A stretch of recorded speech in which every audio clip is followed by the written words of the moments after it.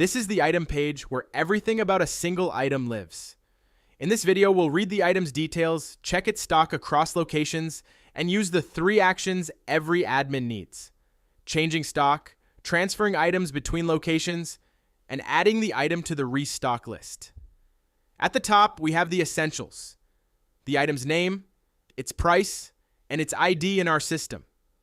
The tag tells you instantly whether the item is in stock or out of stock. Next to it, you can see how many pieces you have in total and at what quantity Lookeyz will alert you about low stock.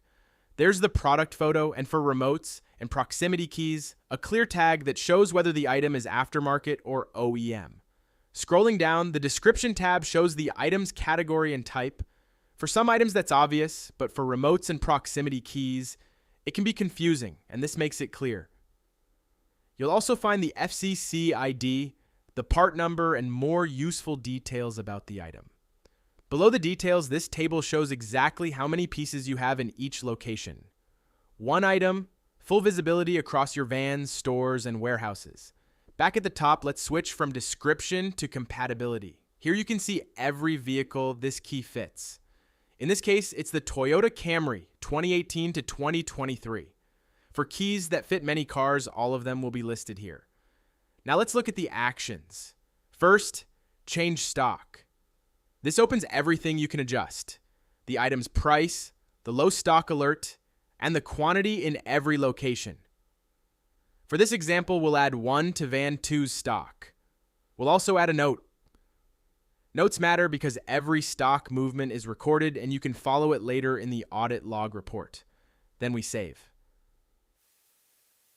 Back in the description tab, scroll down to the quantity table, and van 2 is already updated. Changes apply immediately. Next, transfer item. This is the quick way to move stock between locations. Choose how many pieces, from which location, and where they're going.